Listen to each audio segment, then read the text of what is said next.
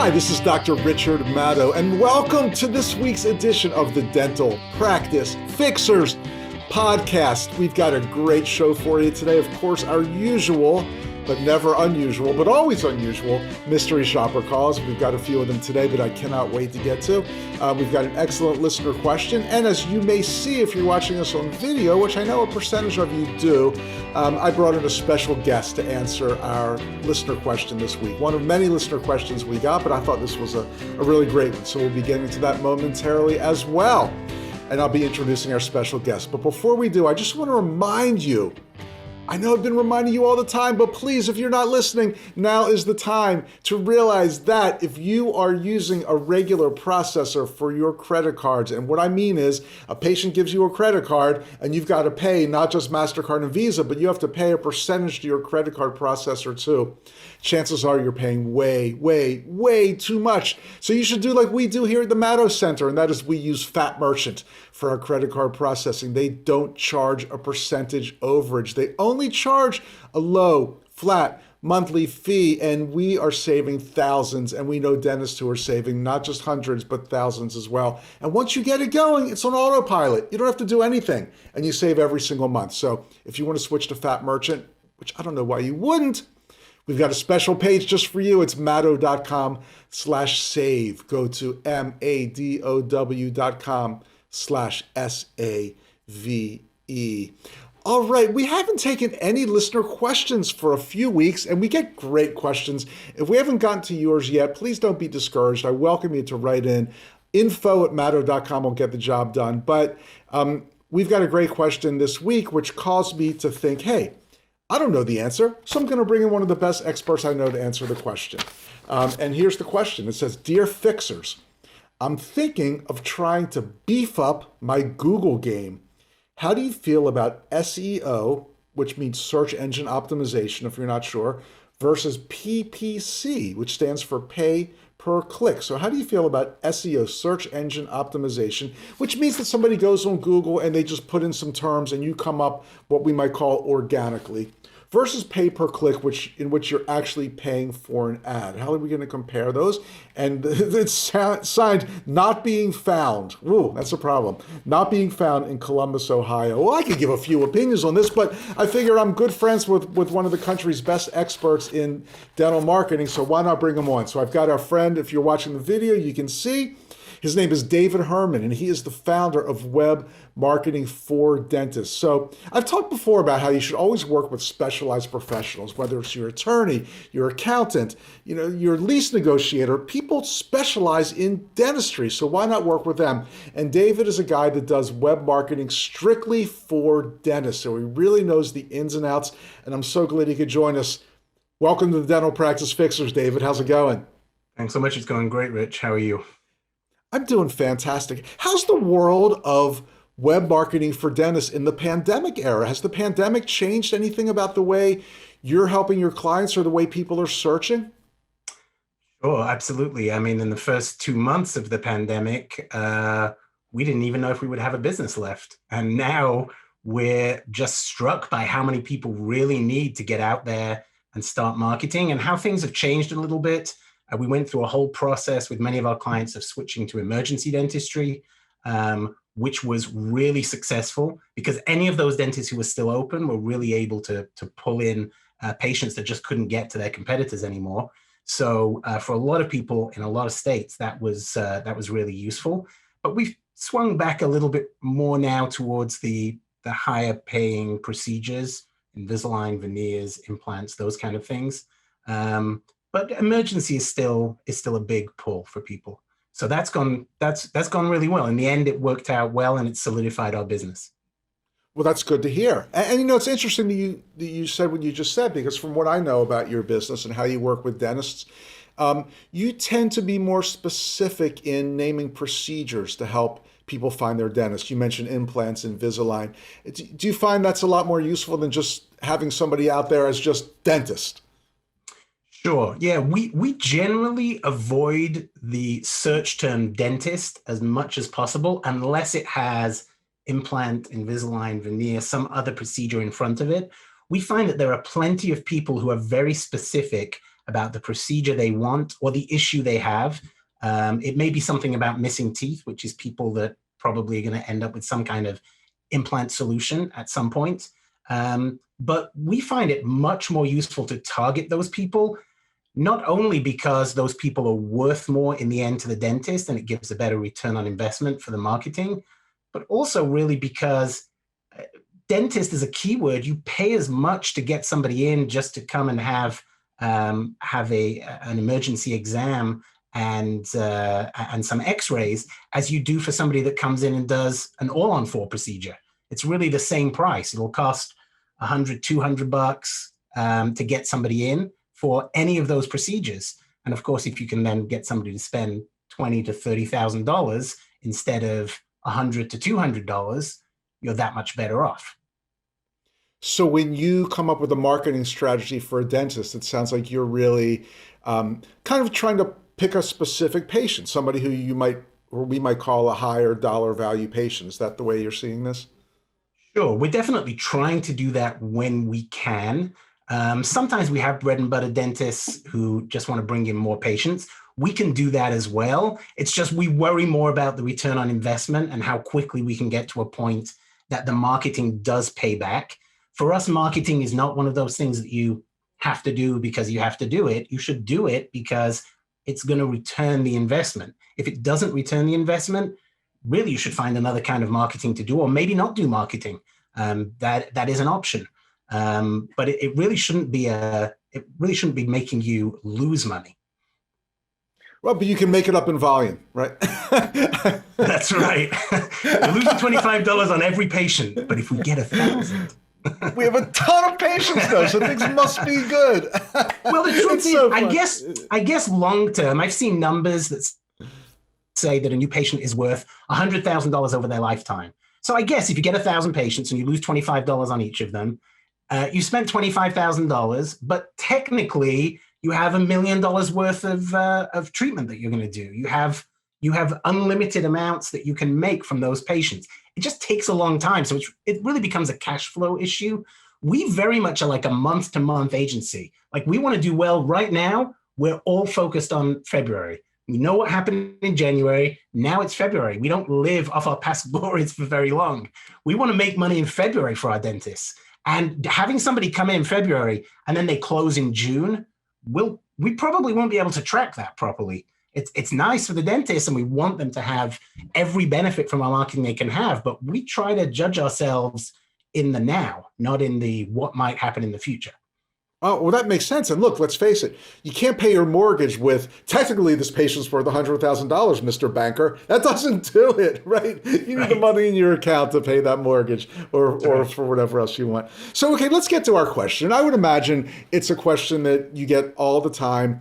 I'm also guessing the answer may be way more complex than we can even talk about in the brief time constraints of our podcast, but it's a great question nonetheless. Is search engine optimization better, or is pay-per-click better, or is there really no answer to that?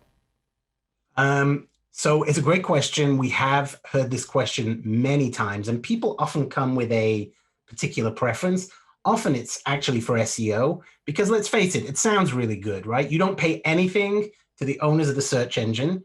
You just pay somebody to get you into a position where then the clicks are free, right? Free clicks must be good. That sounds right. And I think that's why people go for it straight away. Why would you pay Google when you could get to the first position anyway on your own? So the big question there, of course, is, can you get to the first position on your own, or does paying Google actually get you something more? And in most cases, I think it comes down to two questions. The first question is a question of the location of the office.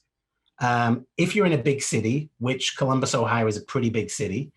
So if the person is technically in Columbus, Ohio, so I don't know, there's probably 1 million people in Columbus, Ohio. If you've got 1 million people who are searching on dentistry, I mean, obviously not the whole million is searching every month, but you've probably got thousands and thousands of searches in any given month. It's well worth your while having a goal of being first or second or third on the first page of results, so that you get a big chunk of those thousands of searches finding you. So that certainly makes sense. If you're in a small suburb outside of Columbus, and many people who tell us they're in a main city, by the time we look up their address, they're in, Highland Lakes, Ohio. And suddenly you see Highland Lake's actually a small village with 7,000 people. So now being number one for searches among 7,000 people, not 7,000 searches, probably more like 20 searches, that's not as enticing a goal, and you're less likely to want to spend the money to get there. So a lot of it depends on your location. And that's something to be aware of, because it's very difficult to rank for Columbus if you're actually in Highland Lakes. There may not be a Highland Lakes, Ohio. I made it up. It sounds like there would be, though. It sounds like there would be, yeah. And if not, we should create one. We'll talk about that afterwards. So the second thing that you really have to focus on, besides location, is the speed with which you want to see leads coming into your office. If you are, like most offices, not doing particularly well in the rankings right now, and you're going to have to spend, probably we say 3 to 6 months to see the start of results. Often in bigger cities, it's more like 6 to 12 months. In super big cities, Manhattan, Chicago, LA, we would probably say to people, it's going to be more than 12 months. You have to commit to a couple of years. And even then, it gets very difficult to estimate where you would be. There's so many dentists. So many have been doing SEO for so long. It's very hard to know if you're ever going to make it. We always say we'll try hard, but we don't know if we'll be able to get in a position where we can generate leads. Now, compare that to pay-per-click. When we start with pay-per-click, if I don't get results day one, there's an investigation that goes on. What happened? How did we not have people going to the site? Where, Google wants your money, and they are willing to give you in return visits to your site. It's guaranteed. You pay for the click. You don't pay for exposure. You don't pay to be on the page. You pay when they click and visit your site. So that, by definition, is a whole different level of lead generation. Your chance, once you have, let's say, 100 people going to your website, if you don't get a bite from 100 people going to your website, something's wrong with the website, right? If they're all clicking on dental implants, let's say, is your keyword, and 100 people click and they don't click any further, they don't fill in a form or call you, there's a problem with the page. So in terms of instantaneous marketing, pay-per-click is still number one. In terms of making it, you don't have to worry about your location, pay-per-click is still number one. SEO, certainly, for most of our clients who do pay-per-click and SEO, the good news is that your theory about everybody's theory about free clicks, which is that's really going to give them a return on investment that's beyond pay-per-click, is true. Meaning the cost per lead when you are successful at SEO is much better, meaning a lower cost per lead in SEO as compared to pay-per-click. And, I'll tell you, it's like 3 times less. So if you're paying $90, let's say, on pay-per-click, you would probably be paying $30 at a maximum. We've got people that are paying $10 for a lead in SEO. So there is really a pot of gold at the end of the rainbow. It's just about how you get there. And usually what I'll say to people is, listen, SEO is really a marriage, right? We have to get married and stay married for, at least 6 months to see results. Pay-per-click, we can do a 30-day trial and you should have results. You should have leads, and we should know what happened to those leads and did they close into new patients. So it's much more like just dating. So I usually say to people, why don't you just date me first? Let's do pay-per-click. If you do great in pay-per-click, I will be sure to start talking to you about SEO and how SEO might be even better than working on PPC together. Wow, that's a great comprehensive answer. And it of course, brings to mind a question. And I'm not sure if there's actually data for this, or if it's too abstract, or if I even know how to word it correctly. But I know how I feel when I search for something and I go to a Google page. Is a pay-per-click result in a way like not as classy as an SEO result? Do you know what I mean by that? Right. There is definitely a feeling that many people have that certainly a lot of people have said to me, but I never click on the pay-per-click ads, right? Because I'm smart and I know it's advertising and I want to get the authentic organic results. Of course, being behind the scenes on both of those areas, I know that we've manipulated the search engine optimization in such a way that we got you that position anyway, right? You're first in the organic listings because of things that we've done. You're at the top of the page in the Google ads because of things we've done. So it's kind of a fake distinction. And I think what we've seen with our dentists is we've constantly tried to say, let's look at the analysis and let's work out, is an implant lead, is an Invisalign lead, is a veneer lead better from organic or better from pay-per-click? And the bottom line is it varies and nobody really knows. There's no certainty to it whatsoever. You could get a great lead spending $70,000 from SEO. You could get the same person coming in from pay-per-click, and nobody cares. At the end of the day, we're the ones that are desperate to find out the difference. The dentists are like, why would I care? They're paying the $90 per lead in pay-per-click, even though they're getting $30, $20, $10 per lead in SEO. That none of them stop the pay-per-click because that is value at $90. I'll take the lead at $90 as well. Of course, I'll take it at $10. And if there's hard times, and this did happen, by the way, nobody quit SEO. Everybody carried on with SEO because that's your long-term banker. Pay-per-click, you know what? Let's take a break for a few months. That's what happened during COVID. You're able to take your foot off the gas by stopping your pay-per-click spend. SEO is just constant investment because you constantly want the cheapest possible leads.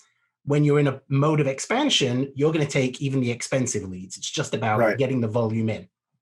But it kind of sounds like if you quit SEO for a while, then you're kind of placed to the back of the line when you want to start up again. Is that kind of true? Well, I don't think so. I mean, I think there's also a way of stopping SEO and kind of cruising a little bit. It's like you're accelerating along the highway. You take your foot off the gas. You still carry on because momentum just keeps you going.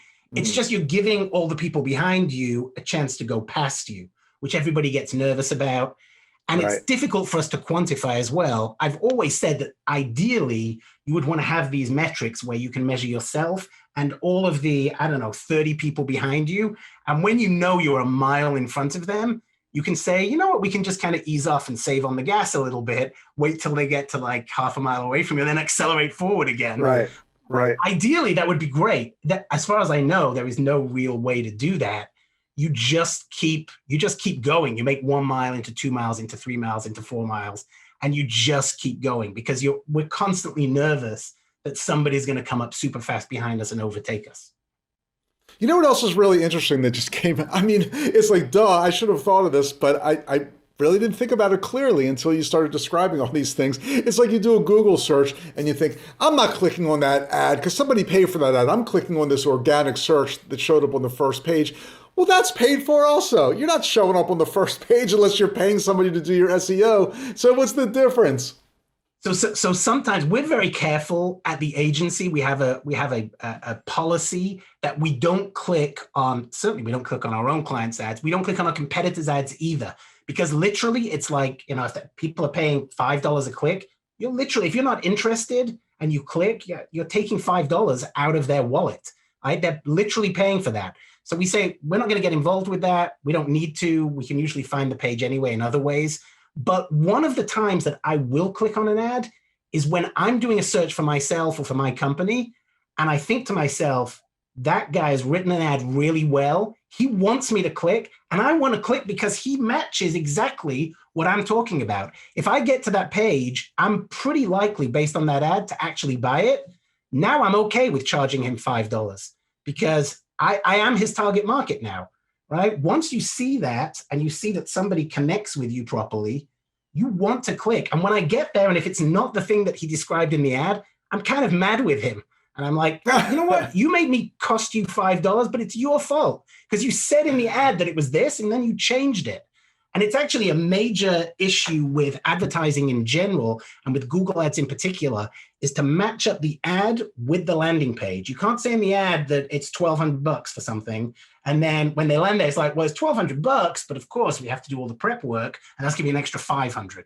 Don't do that. I either say $1,700 straight away. Don't start messing with them. They should be very consistent. Ad and landing page have to match up. And usually, of course, we ourselves have problems keeping that in order. But generally, I see that as one of the biggest problems with Google Ads. And that, I think, is when people get very dissatisfied with it. And Google Ads does as well. Google Ads only wants people to be happy. If you click an ad and you bounce from the page, meaning you leave within 5 seconds, that gives a ding to that ad. That ad is going to drop in position now because of that. They want to see that you like the ad and that the landing page was also good quality so that you stay. Like, Google is focused on consumer above all. The searcher must find what they want. And if they're not finding that, whatever they found is going to drop down the rankings. Very interesting. So if you exaggerate or kind of schnuckle-duckle with the facts in your ad just to get a click, Google will find out? Yes, especially schnuckle-duckling. Good. They always find out. That's in Google's rules. Oh, too funny. Well, hey, this is great information. I know we're only touching the tip of the iceberg. Well, you live in Miami, so there are no icebergs there. Here in Baltimore, I think there are icebergs forming in the harbor right now. It's about 25 degrees. But not literally, but figuratively, we're only touching the tip of the iceberg. If somebody wanted to find out more, find out what it's like to work with you or how you can help dentists, how would they get a hold of you? Sure. So they can go to webmarketingfordentists.com, and the 4 is FOR, or they could actually text me, text me 786-529-5955, 786-529-5955. But don't text David Herman and say, hey, that does not sound like a Miami accent, because he'll just get really frustrated. And I'll tell you right now, he's here by way of Manchester, England, a really cool city for music and football, or soccer as we call it. So. Right, but a really cold, wet, and gray city. And that's why there are many Mancunians here in Miami, actually. There's a whole bunch of us, and Londoners as well. Oh, excellent. Well, thanks so much, David. Actually, if you're listening to this podcast, I know some people listen to them months after they come out, but if you're listening to this podcast before, I don't have the dates with me, before early March 2021, we'll actually be doing a Matto Center webinar with David Herman in the next few weeks. So just go to matto.com, MADOW.com. You can get some more information on that, and he will have some time to go into much more detail and show you some really cool charts and graphs and data points about SEO, pay-per-click, and all other really neat things for dental marketing. So thanks so much. Hey, I want you to stick around because, as you know, at this point in the podcast, we do some mystery shopper calls, and you could have a dentist have the best web marketing, the best SEO pay-per-click. They could be paying 5 cents per lead and be all 12 entries on the first page of Google. But if then somebody who answers the phone at their office doesn't say the correct things, all the money's lost. Agree? Yeah. Oh, 100%. We're looking for dentists that can persuade. Let's say they generally don't like the word sell, but you have to be able to persuade people, and you have to have a functioning front desk to answer the phone. So let's listen to some calls. Well, I'll tell you, I did 3 calls this week. I did 3 calls in a row. I didn't cherry pick. I didn't do 10 and just play these 3. I think these are 3 of the shortest calls I've ever done in the history of the Dental Practice Fixers podcast. Each one, I believe, was less than 20 seconds. Now, when I tell you the premise, David, you're not going to believe that somebody at a dental office could mess up this call. But I called an office, or 3 offices actually, and said, can you recommend a toothpaste because I think I'm getting a cavity? Now, if there was ever a patient screaming, I need a dental appointment, it's somebody who calls and says, I think I'm getting a cavity. So let's see how they handle it. Now I'm holding, this is Command Central. I'm holding it up to my AirPods, hoping you can hear this, because we don't have any kind of fancy system where I can just plug you in here. So hopefully you can hear. Let's do call number 1. Hey, I want to know what toothpaste is the best if I think I might be getting a cavity. Fluoride toothpaste. Fluoride toothpaste. Okay, I'll go check that out. Thank you so much. You're welcome. Okay, bye. Bye-bye. Are you as astonished as I am? Yeah, I've been more astonished. Yeah, haven't we all? I mean, sometimes we've heard people, that people call about a specific procedure and are told that that's not a procedure they do. It's literally a procedure that they do in the office, and the front desk doesn't know, or whoever's answering the phone doesn't. And the dentist involved, when we told him that, said, I'm going to fire that girl right now. And we said, don't fire her, just educate her, like tell her what it is you do. And sometimes that's the difference, is there's just a presumption that everybody will know exactly what's going on. We always speak to the front desk, because when we start campaigns, we always had the problem of people would call from the campaign. Oh, I see there's this offer and a free consult. And they'd be like, no, that must be a different dentist. And then you're just like tanking the campaign because the front desk doesn't know. So we always speak to them. We always get them involved in the campaign. So I did that as our mystery shopper calls maybe about a year ago. I went on dentist websites and I tried to find websites where they had a new patient special. And I called the office and said, can you tell me about your new patient special? They never knew what it was. So let's do another call here. I think you're going to find it somewhat similar. Maybe there'll be another twist to this one. Let's try. Please press 1 to continue. I love the press 1 to continue. Thank you.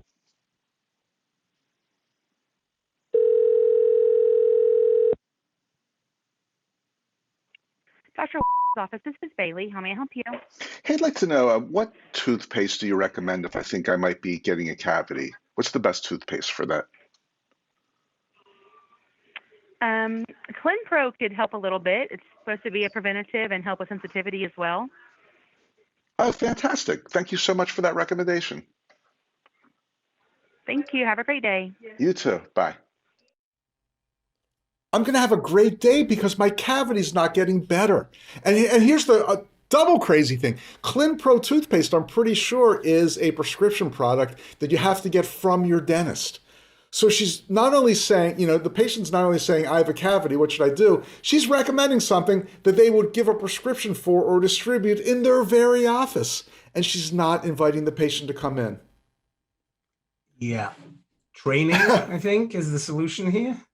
I'm so glad you said that, because in our several decades of coaching and consulting with dental practices, some people think, oh, I'm going to call in a consultant and they're going to clean house.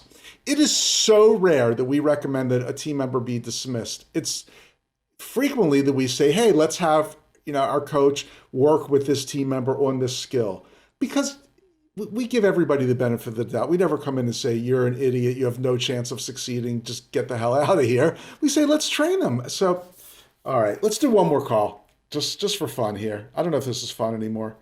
How can I help you? Hey, could you recommend which toothpaste will be best if I think I'm getting a cavity?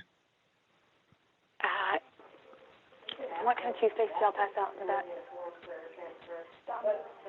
They pass out gum toothpaste here in the office. Anything with fluoride in it is going to be helpful. Great. Well, thank you so much. Okay, yeah, bye-bye. All right, bye. I have to admit, I am a little surprised.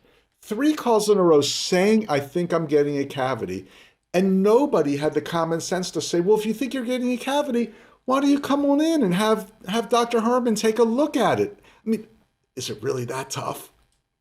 What do you think if people at the front desk were incentivized, and maybe these people are incentivized, but they're incentivized by number of new patients coming through the door every month?